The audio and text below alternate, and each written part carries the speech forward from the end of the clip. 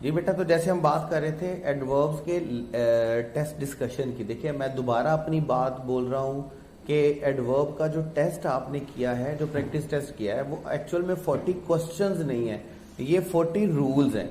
आप हर क्वेश्चन को अलग रूल्स के लिए देखेंगे और आप इनको नोट भी अपनी नोटबुक में इसी तरह करेंगे। Rule number 1, rule number 2, rule number 3। जैसे अभी ये देखिए, इस क्वेश्चन में हमारे पास वर्ड यूज हुआ है लेटली। वर्ड हमारे पास क्या है? लेट। अब देखें, जब हम एडजेक्टिव पढ़ते हैं तो एडजेक्टिव में हमारे पास कुछ तरह के वर्ड ऐसे होते हैं जिनके मीनिंग दो होते हैं। लाइक देखें, हमारे पास वर्ड होता है ओल्ड। ओल्ड का कंपैरेटिव में अगर हम जाएंगे तो एक ओल्डर का कंपैरेटिव में क्या होता है? ओल्डर। और एक वर्ड हमारे पास क्या बनता है? एल्डर। सुपरलेटिव हमारे पास क्या होता है? ओल्डेस्ट। और सुपरलेटिव हमारे पास क्या होता है? एल्डेस्ट। इसी तरह फार के साथ हमारे पास दो वर्ड होते हैं। एक वर्ड हमारे पास क्या होता है? फार्दर। और एक वर्ड हमारे पास क्या होता है? फर्दर। ठीक है। सुपरलेटिव में हमारे पास एक क्या होता है? फार्दर का सुपरलेटिव क्या होता है? फार्देस्ट। और फर्दर का सुपरलेटिव हमारे पास क्या होता है? फर्देस्ट। इसी तरह लेट के हमारे पास दो होते हैं। एक हमारे पास क्या होता है? LATER, लेटर और लेटेस्ट। और सेकंड हमारे पास क्या होता है? LATTER और उसके बाद लास्ट। देखिए, आपके वर्ड डिफरेंट होने से उनके मीनिंग भी डिफरेंट होते हैं। जैसे देखिए, अगर हम सेम फैमिली मेंबर की बात करेंगे, तो हम ओल्डेस्ट या ओल्डर यूज करेंगे। अगर हम आउट ऑफ फैमिली की बात करेंगे तो हम एल्डर और एल्डेस्ट अगर आप सेम फैमिली मेंबर की बात करोगे तो आप एल्डर और एल्डेस्ट यूज करोगे। और अगर आप आउट ऑफ फैमिली की बात करोगे तो तब आप ओल्डर या ओल्डेस्ट यूज करोगे। इसको करेक्ट कर लीजिएगा, मैं शायद बोलने में गलत बोल गया हूँ।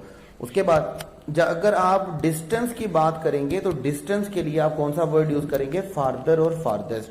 और अगर आप प्रोसीडिंग की बात करेंगे तो प्रोसीडिंग के लिए आप कौन सा वर्ड यूज करेंगे? फर्दर और फर्देस्ट का। इसी तरह अगर आप पोजीशन की बात करेंगे तो पोजीशन के लिए आप कौन सा वर्ड यूज करेंगे? लेटर और last.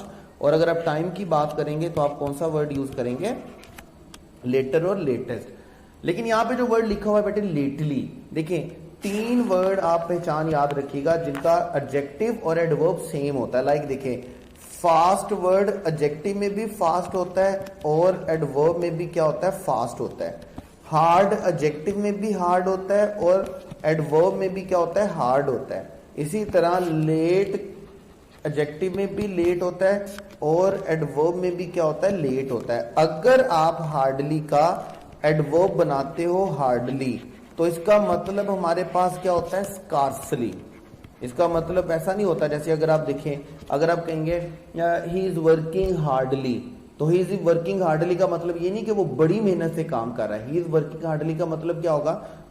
He is working hardly का मतलब क्या होगा कि वो मुश्किल ही काम कर रहा है, उससे काम हो नहीं पा रहा या वो काम करना नहीं चाहता, वो बड़ी मुश्किल से काम कर रहा है। इसी तरह लेटली का मामला है। अगर आप लेट को लेटली बनाएंगे तो लेटली का मतलब आपके पास क्या होगा? रिसेंटली। लेटली का मतलब आपके पास क्या होगा? रिसेंटली।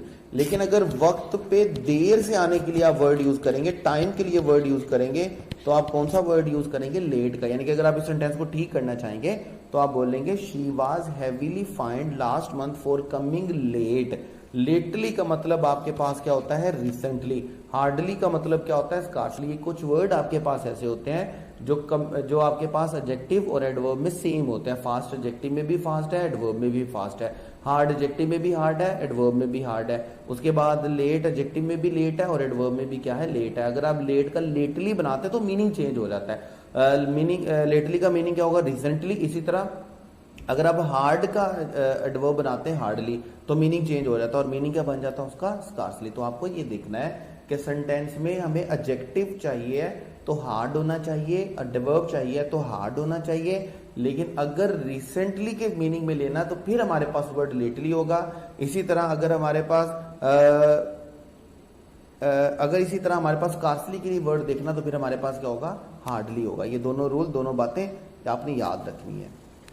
उसके बाद है जी question number 6, I am too glad to receive. अब देखिए, आप अगर कोई भी स्ट्रक्चर बोलते हैं तो आपके पास स्ट्रक्चर टू एडजेक्टिव और उसके बाद आपके पास क्या होता है? Too plus first form.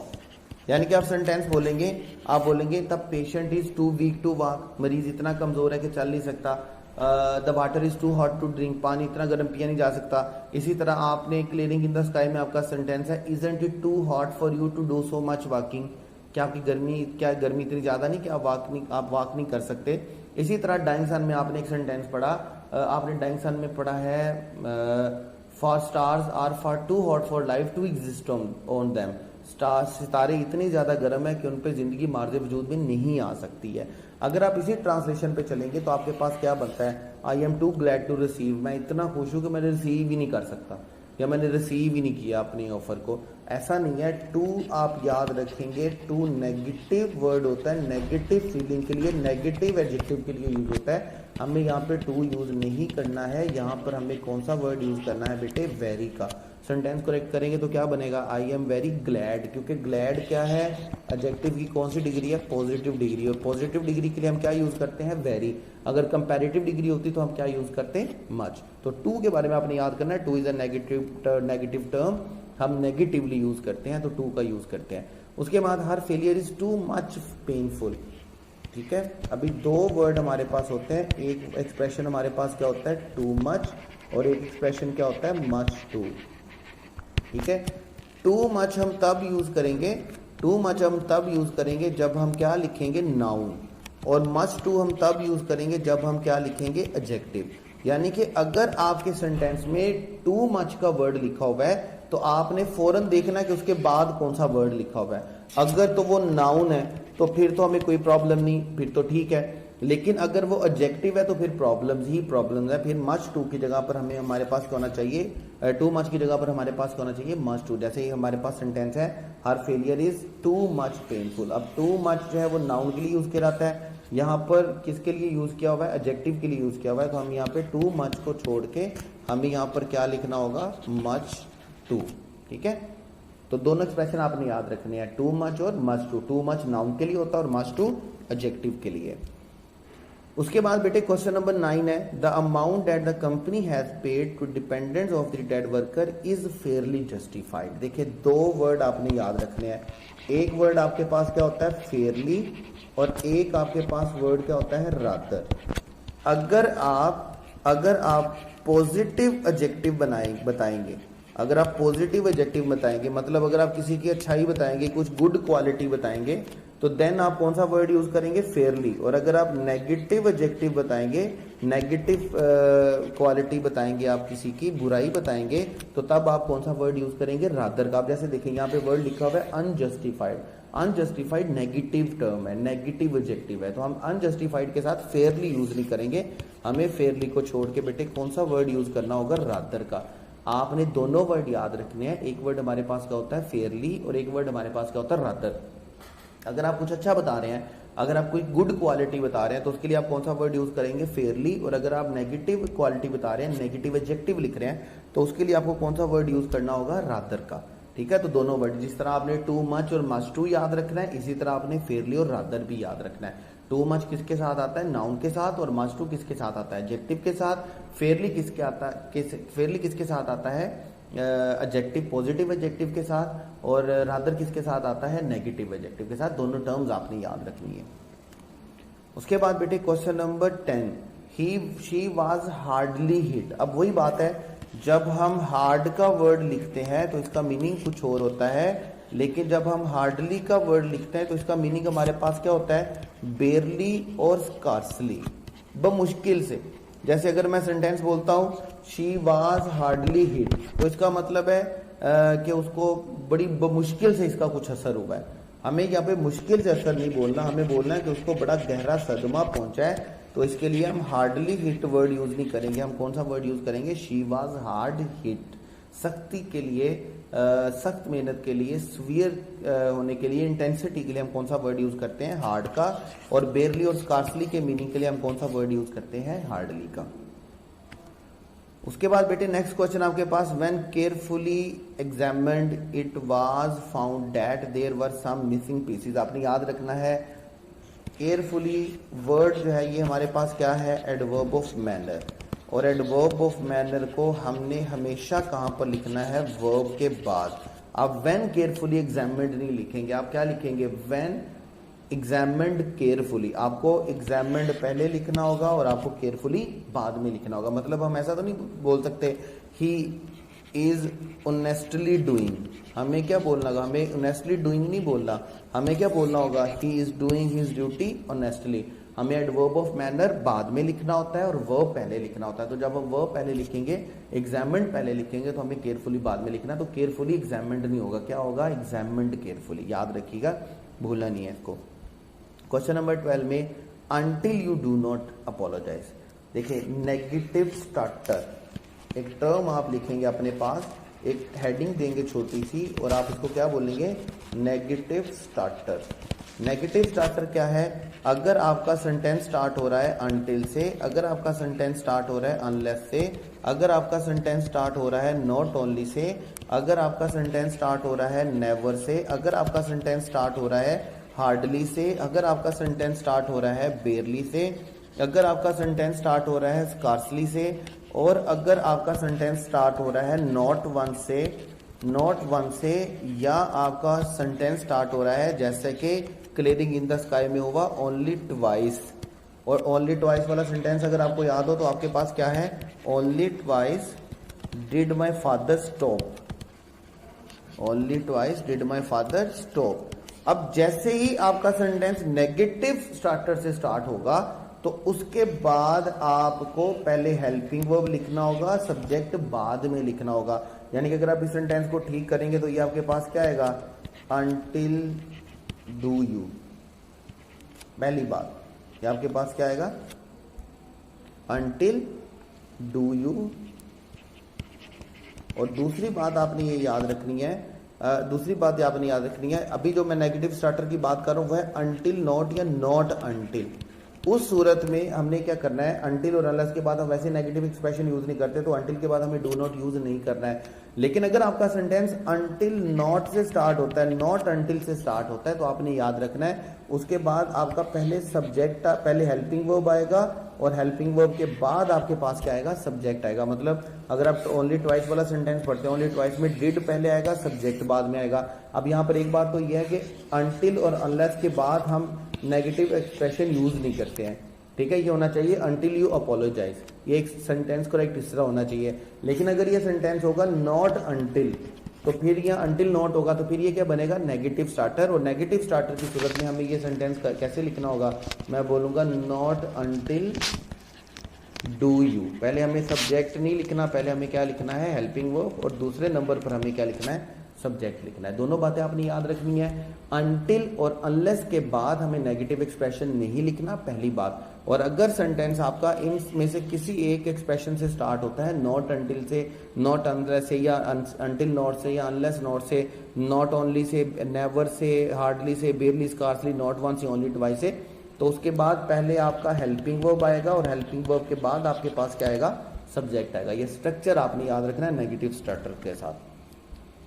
Question number 13 है, शी डिनाइड डैट। अब जब डिनाइड बोल दिया है तो डिनाइड के साथ नॉट लिखना जरूरी नहीं है, बल्कि नहीं लिखेंगे, ये डबल नेगेटिव होता है।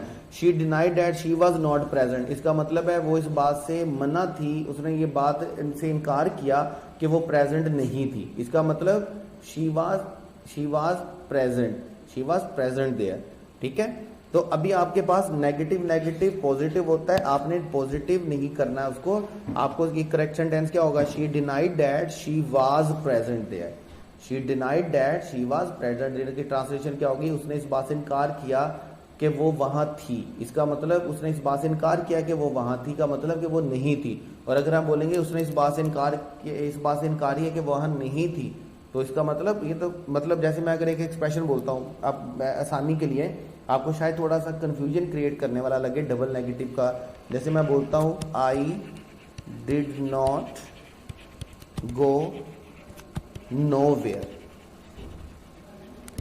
अब इस सेंटेंस में मुझे नोवेयर की जगह पे कौन सा वर्ड लिखना होगा, एनीवेयर। अगर मैं बोलता हूँ आई डिड नॉट, मैंने नॉट भी लिख दिया और मैंने साथ क्या लिख दिया, नोवेयर। तो अगर मैं सेंटेंस बोलूंगा I did not go nowhere का मतलब कि आई वेंट समवेयर, मैं कहीं ना कहीं जरूर गया हूं।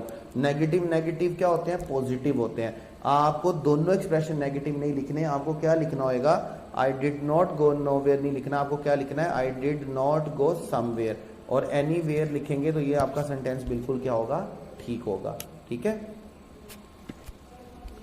उसके बाद है जी क्वेश्चन 14। क्वेश्चन 14 में देखिए रिटर्न बैक, इसको हम बोलते हैं repetition of same idea, redundancy बोलते हैं हम।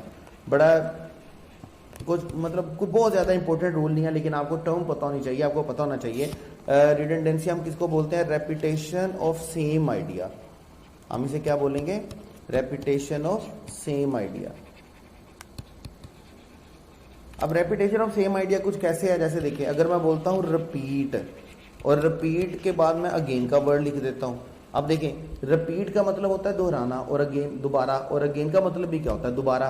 तो मुझे रिपीट के साथ अगेन का वर्ड यूज नहीं करना है। बिल्कुल इसी तरह जैसे मैं वर्ड यूज करता हूं एडवांस, और एडवांस के साथ मैं कौन सा वर्ड यूज करूं, फॉरवर्ड। अब एडवांस का मतलब होता है आगे बढ़ना, और फॉरवर्ड का मतलब भी क्या होता है, आगे बढ़ना। रिपीट का मतलब होता है दोबारा, और अगेन का मतलब भी क्या होता है, दोबारा। तो मुझे इन दो टर्म्स को इकट्ठा नहीं लिखना, मुझे इन दो टर्म्स को इकट्ठा नहीं लिखना। इसी तरह रिटर्न का मतलब क्या होता है, वापस, और बैक का मतलब भी क्या होता है, वापस। तो मुझे इन दो टर्म्स को भी इकट्ठा नहीं लिखना, याद रखिएगा।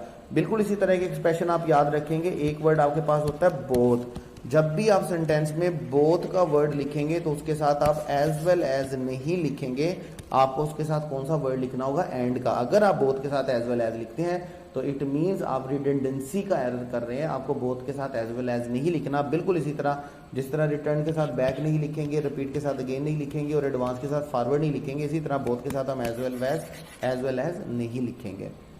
नेक्स्ट सेंटेंस है हमारे पास, I have given the examination. देखिए एग्जामिनेशन के लिए, एग्जाम के लिए हम दो वर्ड यूज करते हैं, या तो हम अपीयर का वर्ड यूज करते हैं, आई अपीयर्ड इन एग्जाम्स। अगर आप अपीयर का वर्ड यूज करेंगे तो साथ आपको प्रेपोजिशन कौन सा यूज करनी है, इन की। और सेकंड वर्ड जो आप इम्तिहान देने के लिए यूज करते हैं वो हमारे पास कौन सा वर्ड होता है बेटे, टेक का। मतलब इस सेंटेंस को मैं कुछ यूं बोल सकता हूं, I have taken the examination, या मैं क्या बोल सकता हूं, I have appeared in the examination.